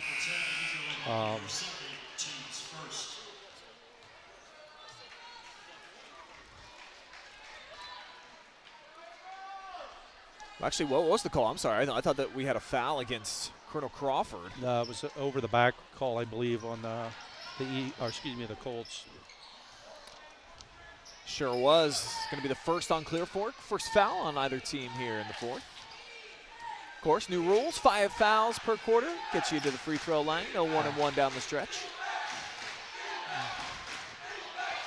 Weithman off the screen, head of steam. Wine almost snuck in from the backside.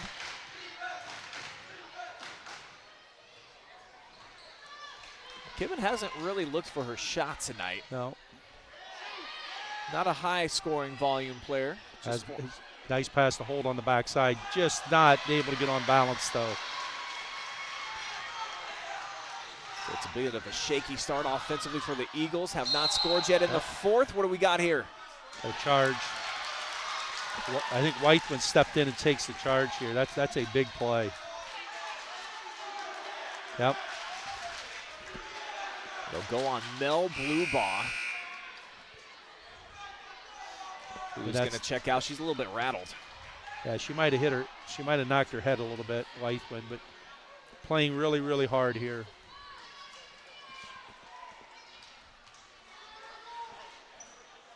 Colts looking to create some chaos with the pressure. Finally get the inbound to Roston, gets cut off. And now Lexi with a 3-on-2, basketball in her hands. Pokes away, another awesome hustle play by Clear Fork. And Colonel Crawford called the timeout with Clear Fork possession. So, I'm confused. So is it Clear Fork basketball? No, it's going to be Crawford basketball because Coach Bauer saw that she was in trouble, called a timeout. Well, he called it right here. Well, if they change this, Coach Bauer's going to go nuts. Well, all right, yeah, because Coach Bauer, I don't think knows yet. No, he does not know. He does not know. Coach Bauer's thinking it's their basketball. So what's happened here is Coach Bauer has taken a timeout on Clear Fork's behalf. They've just kind of gifted it over to the Colts, is how I think they're trying to run things. Yeah, this is Coach Bauer is their staff is not going to be happy at all, and I would not be happy either. And you got a point on the other side for Clear Fork. You can't call a timeout without possession. They clearly did not, because I saw when he came over and called timeout. But, Brian, we've seen that happen a lot this year where there hasn't been true possession of the basketball. So it's right here that he comes running out, and they don't even have a finger he's on calling, it. and he's calling the timeout because Colonel Crawford's called timeout. Yes. He did not. I'm not disagreeing with that. He did not hear Clear Fork because he's right in front of Colonel Crawford's bench. That's why I said they're kind of paying it forward. It's like, hey, thanks, Coach, for calling it. We're actually going to award it to Clear Fork. They had the basketball.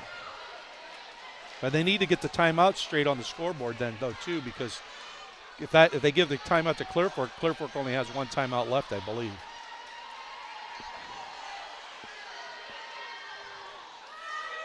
Referees are still trying to determine possession, and They are definitely awarding the timeout to Clear Fork, and they've got possession. This is, well.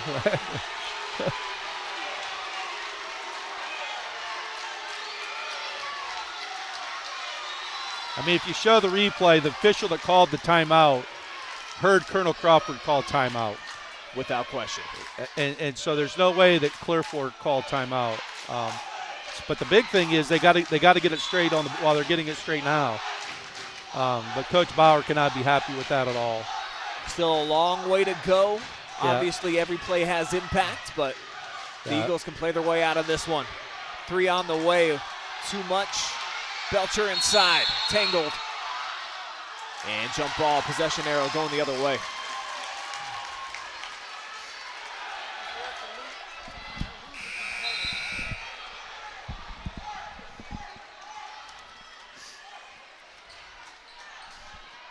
Substitutions on both sides here, and Clear Fork going to get out of their full court pressure here, and they're going 2-3 zone, which we've only seen a couple times in the basketball game. So interesting to see how the Eagles attack this.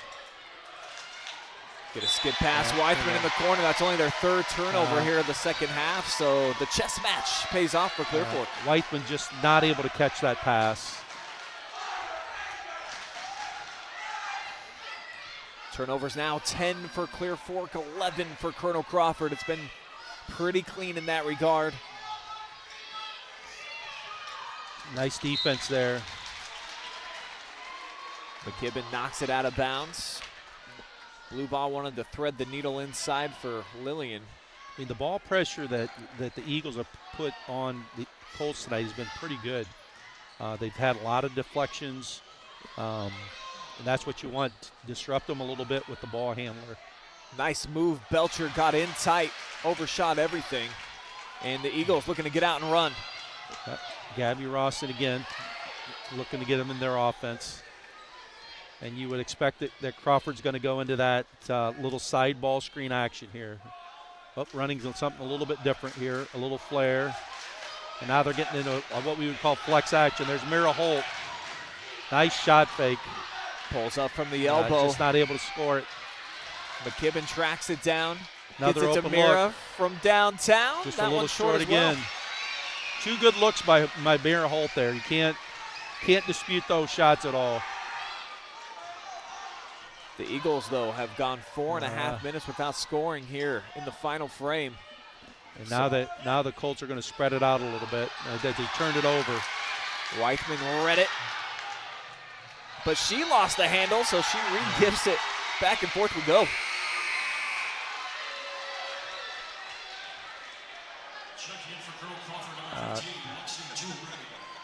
Just not able to handle the basketball. Might have got bumped a little bit from behind, but no call. And our camera lady, Madeline Zizzuto, I saw both players just barely went right around her, so she was in danger.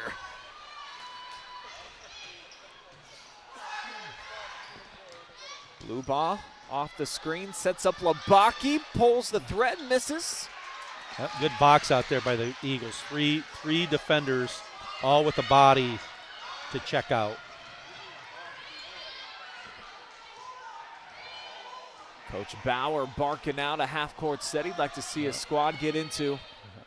And again, Clear Fork back in that zone, a little bit different than they have been. And tried to get the ball to the short corner. Mira Holt with a great steal. Somehow recovered to get a piece of that one. I mean, the game getting pretty physical here in the fourth quarter. A lot of bumping, some bodies flying around. Feels like playoff basketball right now. Closing good crossover. Minutes. Gabby and one. Rawson's been so tough all night this time. Gabby's gotten bumped a lot. Kind of got bumped there, cross it over. Makes a really nice move and finishes with her left hand. She's at the free throw line with a chance to even things up at 31 all. And look at that.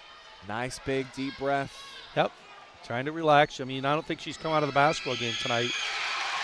So we're tied at 31 with 2:20 to go. 6 points now for Gabby Ralston.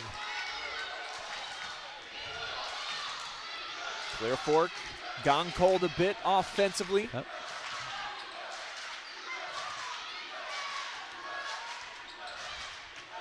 Now they're just switching this ball screen at the top. Weichel trying to post up. Skip pass finds Barnett. She traveled again. Second time from about that very spot. Just tried to go too fast. So let's see what the Colts come back, if they're going to stay 2-3 zone. Looks like they will. Roston walking it in between the circles. And are they going to? Coach Bauer might hold it here and look for the last shot if they don't come out of the zone. And Coach Sellers having a conversation right now with his staff. I'm far from a coach show, but I'm definitely not going to let him dribble for the last shot if it's me. No way.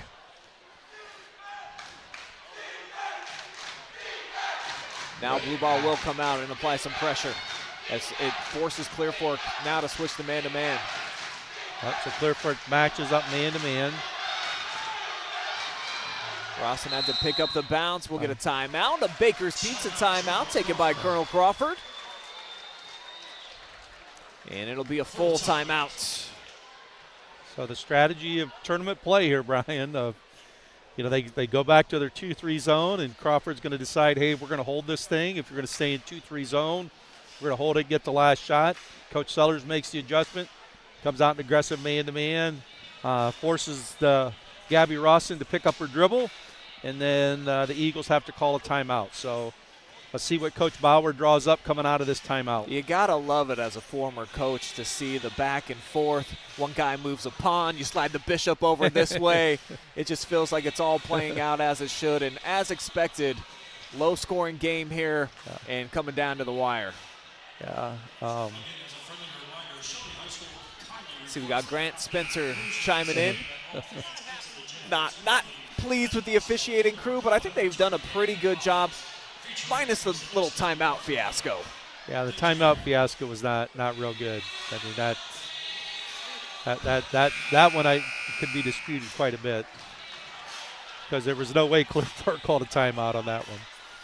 Colonel Crawford didn't have possession, so there was a lot going on wrong there. But Colonel Crawford called a timeout. Clear Fork got the ball. That's right, baby. But it's tied at 31, so with a minute 2, we're right back where we started the game at 0-0. Both teams tied. And Clear Fork showing zone again. And Coach Sellers now says match up. Now they're going to match.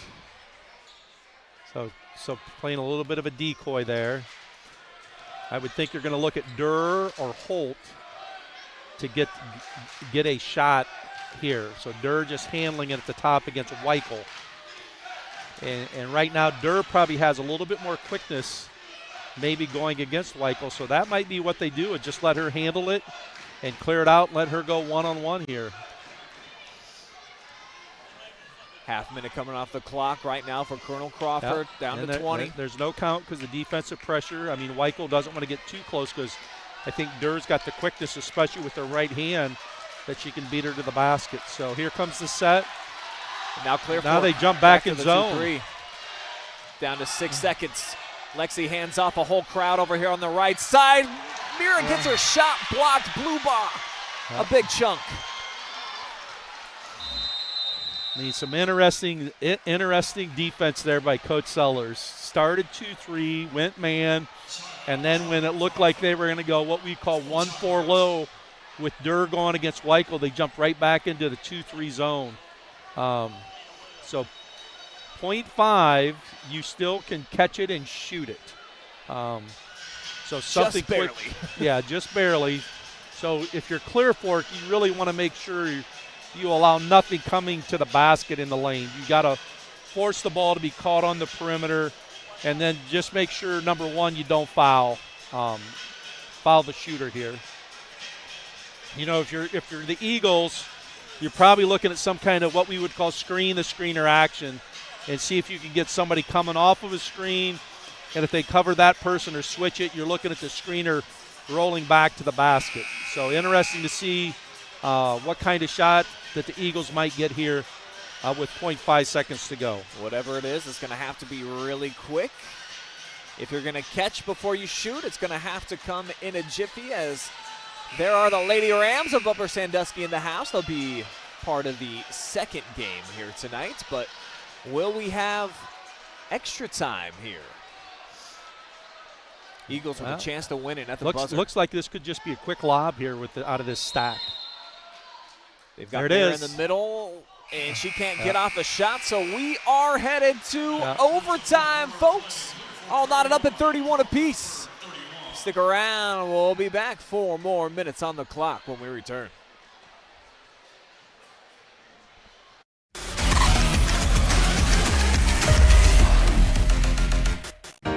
Welcome to Richland County's first artificial intelligence ATM. And if you car dance to this song you're listening to now, I will give you $50.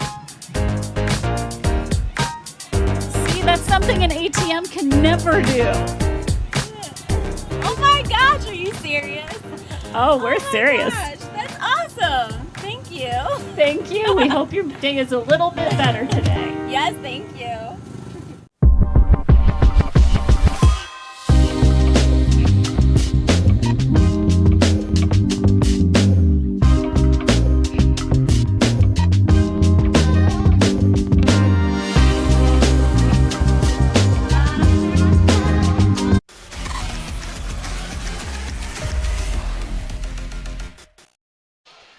We've got an extra session of money time here on hand at Shelby. Winner trying to punch their ticket into the Division III District Championship game. 4 quarters not enough, as Colonel Crawford and Clear Fork all square at 31 apiece. Brian Skowronski here, Joe Balogh joining me. Joe, what'd you see there through 4 quarters? Well, kind of the game played out as we said. We thought it was going to be a tight game, but as we go here in the overtime, the interesting thing, Brian, is you take a look at the scoreboard. The fouls now carry over. So the Colts have 3 fouls. So if Colonel Crawford can be aggressive, go onto the basket and get to the free throw line, because they have 0 fouls. The Eagles have 0. So I think if you're Crawford at the offensive end, you want to emphasize, hey, let's attack the basket and see if official's going to make the call. Speaking of attacking, how about Mira Holt dashing in there, taking the ball away. Belcher recovers, but her last dribble on the end line, or is there a foul? No, there's no foul called. As we said, in the 4th quarter and here in the overtime, there's been a lot of bodies flying on the floor. So Eagles basketball out of bounds, baseline out of bounds underneath. Mira Holt taking it out. Don't be surprised, Brian, to see Mira Holt come off of some kind of screening action here once the ball is inbounded.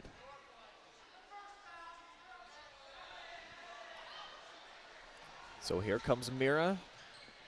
Does get a screen on the far side. They're going to be wiping. Oh, they look for a backdoor cut there. Nice job by Labaki defending that. They tried to run, I think, that earlier in the game, and Clear Fork did another excellent job defending that also. And Annika face guarding her, not even looking at the ball right now, keeping an eye on Holt no matter where she goes. And last time they did this, they had some action on the backside that Durr was able to get a wide open look because they switched. And the same thing has happened there again.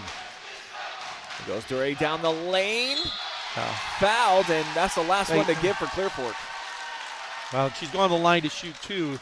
Kind of the same action. They ended up with Holt making what we would call a flex cut on the baseline, and Durr's defender gave help on Holt, which allowed her to get open on the wing. Now, last time she got wide open, missed a 3. This time she was open enough that she was able to just catch it and drive the basketball. Lexi's going to get one more opportunity here at the charity stripe.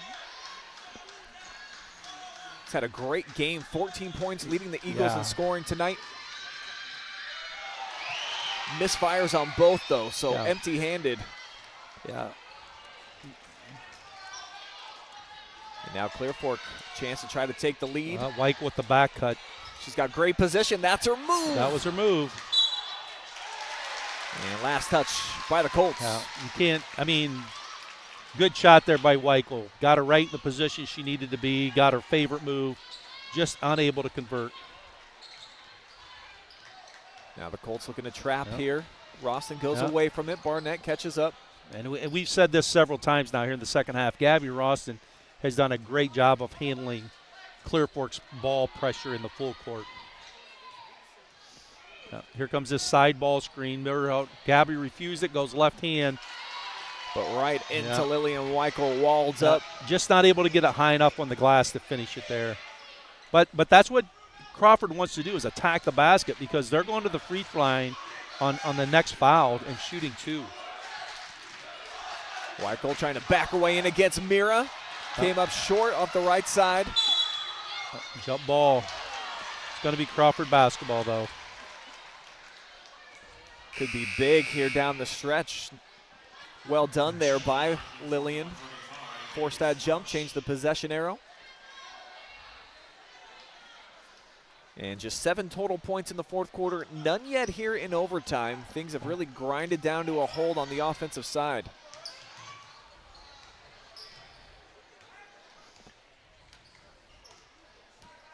A little set play here. They called head tap. Let's see what they do. Looks like Durr and Holt on a screen and roll here. Mira Holt with a nice post up. Yeah, kept Belcher on her hip. And they're going to get Kylie for the foul. Yeah. Boy, I thought Mira initiated all that contact. Yeah, but Mira did a good job of sitting down, and the defender reached right over top of her. So, as we said, this is the big advantage right now for the Eagles, is they're going to the free throw line to shoot 2 free throws, and they have no fouls, so they can continue to be aggressive defensively in the half court. Just the second on Belcher as Holt gives us our first offense of the OT. And she gets into double digits with 10. So her and Lexi combining for well more than 24 of the 32. Of the 32, yes. A little long.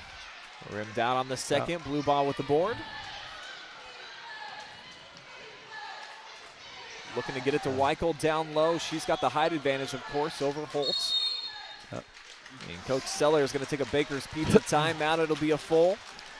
And Coach Sellers has done a good job tonight, as we said, coming out of timeouts and having a good set to get a good look. So let's see what the Colts do here. I'm going to anticipate it might be, Brian, something going inside to Weichel, or blue ball coming off of some kind of double, excuse me, not blue ball, but Labaki coming off some kind of double screen for some look here. So, again, the chess match continues. That's right, buddy. Have not seen Annika look for her shot here as of late. Knocked down the big 3 early on in the fourth quarter. I don't think she's had an attempt since. Yeah. Well, we said the strength of the Colonel Crawford Eagles is their half-court defense. They've really shown that here in the second half, as she has not been able to get that open look where in the first half her 3 threes were all off that one dribble with her left hand behind the ball screen and just being able to shoot over top of the defender. Want to say what's up to everybody out there watching live and free. Keep the comments coming for us tonight. We'll keep you involved on the fan zone. Love hearing from you, the fans. Make yourself a part of the game. Clear Fork gets a score here in the extra session. Oh, they faked their dribble handoff. Barnett got in tight, down on the block, looks for a shot, sinks it. Big time for her first points. I think she was a little surprised how deep she got. Yep, and they're going back to that 2-3 zone, which they've shown a lot in the fourth quarter, and now with the lead here in overtime. From the corner, lifts out. That was halfway in, Brian. Yeah, that was on line right there for Allison. They come away empty-handed, so now Clear Fork. Well, now Clear Fork's going to have to handle the pressure, and Whiteman gets a steal. Yeah, it didn't last for very long. Here comes Allison trying to go end-to-end, puts it up, it falls through. Eagles back in front. Nice finish by Whiteman, because she got some contact as she went up. And now travel's going to be called. Wow. Mel Blue Ball with the giveaway right here. I think it was actually a double dribble. She picked it up and then dribbled again. Blue Ball kind of having a frustrating night here. Still a 1-point game. And the Colts with a couple of subs. Mel, one of them. Lexi has to pick up her bounce, finds Roston. Gonna have to trap all over the floor, and it looks like they're trying to foul her. They do here with Ashton Wine up top, and she'll shoot two.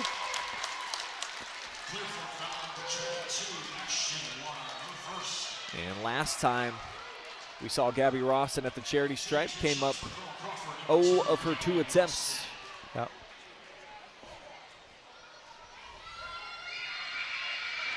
In crunch time, she comes through.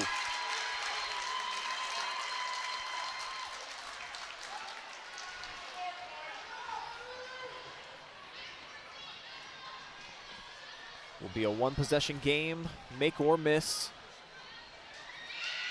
Love to lead by 3, of course, if you're the Eagles, and they do. Gabby Rawson with 8. She's played an outstanding game tonight. Clear Fork's got one more timeout if they elect to use it. Labaki, of course, the player that you want if you can try to get a good look from long range. They're going to need to try to attack the basket here quicker. Crawford right now is happy with them running time off the clock.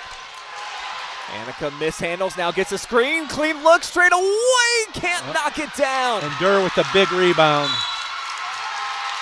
So Lexi securing maybe the biggest defensive board of her career. Yeah, and Lexi Durr's, only a sophomore. She's played like a senior tonight. Been really, really poised. Big free throws here.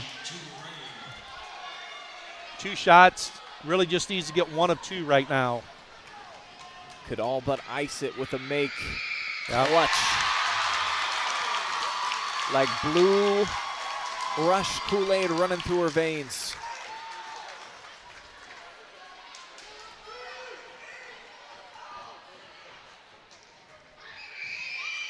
Yep.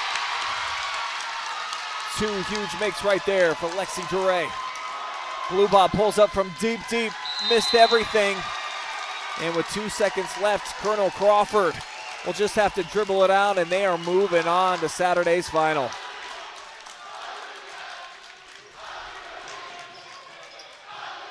Tough to get it in. McKibben's actually going to get fouled, so they'll have a couple of free throws before we put a bow on this overtime victory for the Eagles.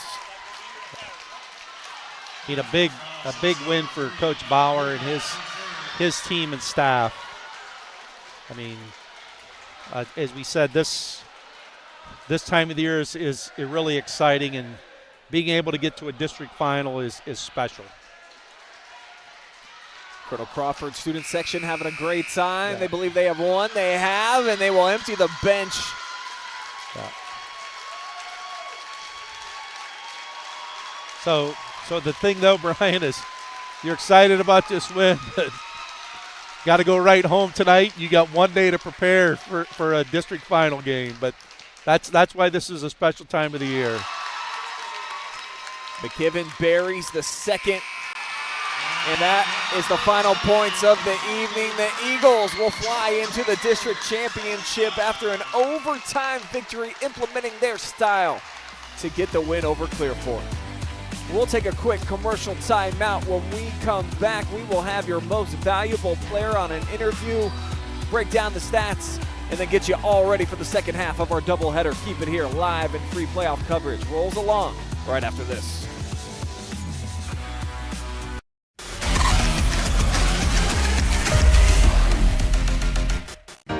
Welcome to Richland County's first artificial intelligence ATM. And if you car dance to the song you're listening to now, I will give you $50. See, that's something an ATM can never do. Oh my gosh, are you serious? Oh, we're serious. Gosh, that's awesome. Thank you. Thank you. We hope your day is a little bit better today. Yes, thank you. You have better things to do than to job hunt or scramble to find your next great hire. So let SPHERION do it. We say local is our superpower because we live and work where you live and work. We know the Mid-Ohio job market, and we're locally owned. So you won't find a partner who's more engaged and literally invested in your success. If you're ready for something better, start with SPHERION. Visit us online at midohiojobs.net or call 419-747-7479.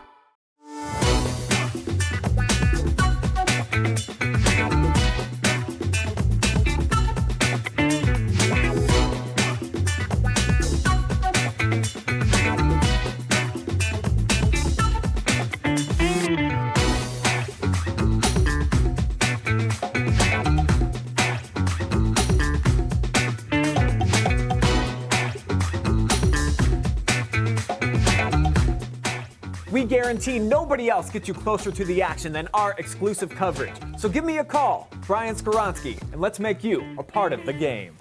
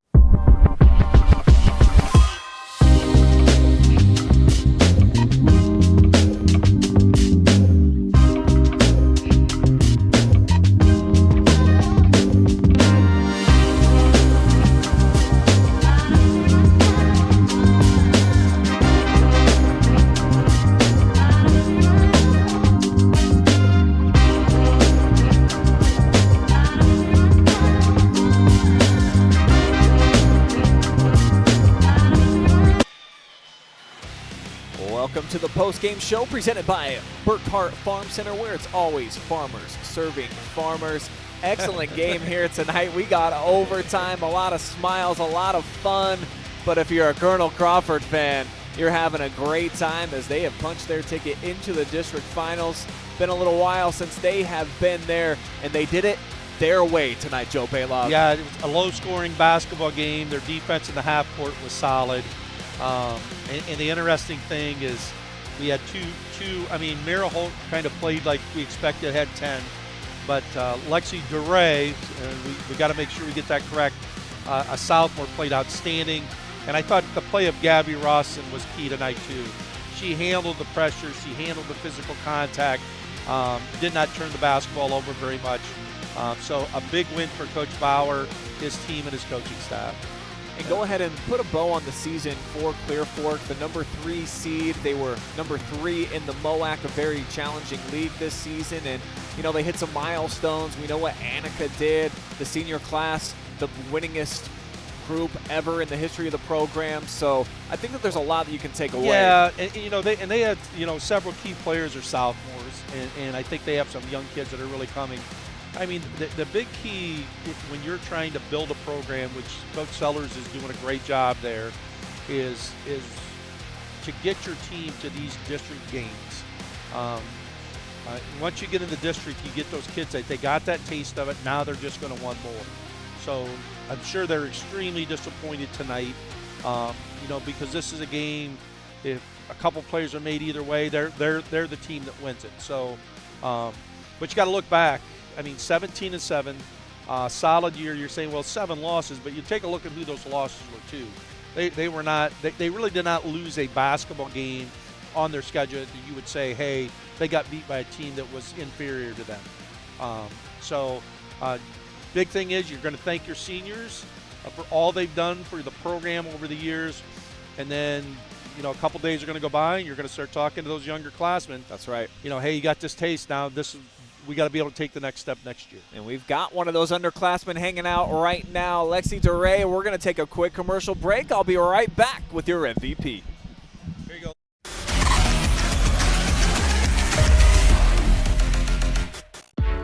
You have better things to do than to job hunt or scramble to find your next great hire. So let SPHERION do it. We say local is our superpower because we live and work where you live and work. We know the Mid-Ohio job market, and we're locally owned, so you won't find a partner who's more engaged and literally invested in your success. If you're ready for something better, start with SPHERION. Visit us online at midohiojobs.net or call 419-747-7479.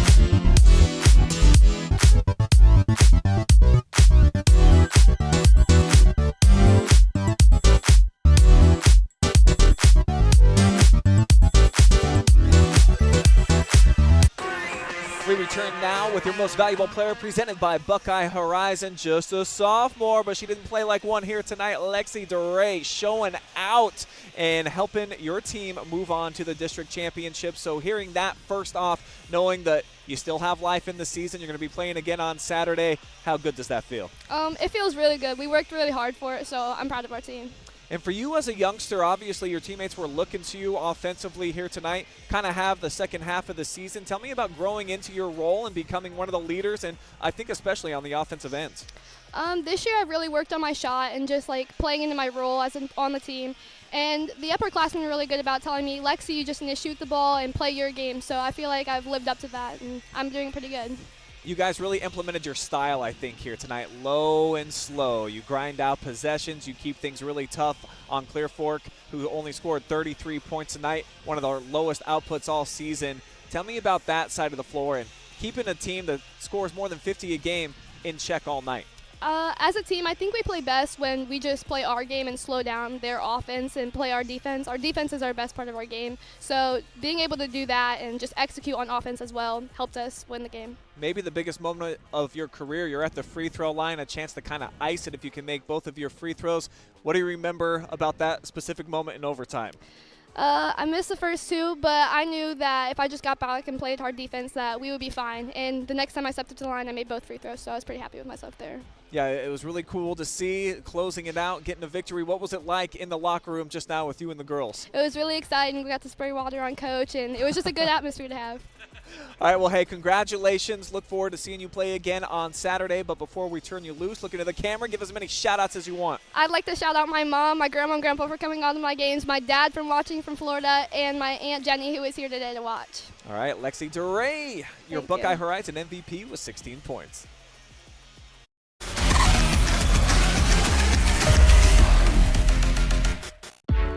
You have better things to do than to job hunt or scramble to find your next great hire.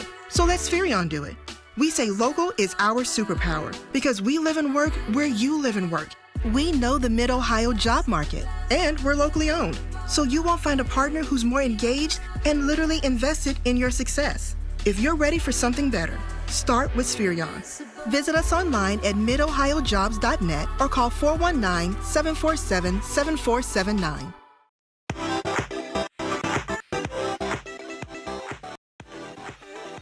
Big thank you to all of our generous sponsors, bringing you live and free coverage tonight, including First Federal Community Bank. Banking locally just got a little bit easier. Tonight's broadcast also presented by Buckeye Horizon Heating, Cooling, and Plumbing, your local trained comfort specialist. BURKHART Farm Center, where it's farmers serving farmers. Jackson Well Services. Baker's Pizza of BUCYRUS, the place to go after every local game or to watch your favorite team in action. Come join them today and try their Pizza of the Month, which is the Detroit-style deep dish. Mechanics Bank, Richland County's only independent community bank. And SPHERION Mid-Ohio. Let them build the career that you want, the awesome team that you want. They understand you. They get it for you fast. If you need a new job opportunity, look up midohiojobs.net. Be right back to close things up as we move to the second half of our doubleheader.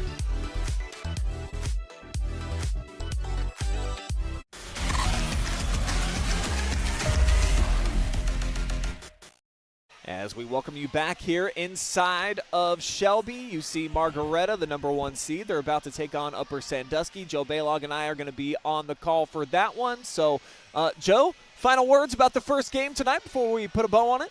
Well, I think, Brian, both you and I felt that it was going to be a really close basketball game and played true to form, went into overtime, and Crawford kind of did what they did. I mean, it was kind of the battle of who could get the game to like they wanted, and Crawford did a great job of not allowing Clear Fork to get into transition.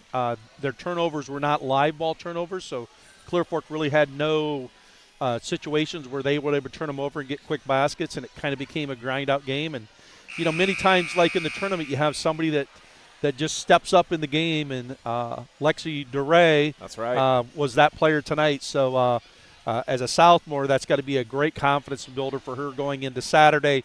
And then even whenever their season ends, a great confidence builder for next year. Career high 16 points for Lexi here tonight, and their season is not done. But our coverage of this game is. Do want to thank all of our generous sponsors coming together, bringing you guys live and free coverage here tonight. And, of course, my staff. Couldn't do it without them. Jory Hollenbeck running the top cam here tonight. Madeline Mad Dogs Azudo running around on the sidelines, getting you those nice tight shots. Adam Thompson, our maestro up here. He's got the directing going on, switching between the cameras. All of the good things that you see are brought to you by him. And Joe Balogh, my color commentator. I'll be back with them here in a jiffy. We'll see you for the second half of our doubleheader on Brian Skowronski. Ta-ta for now.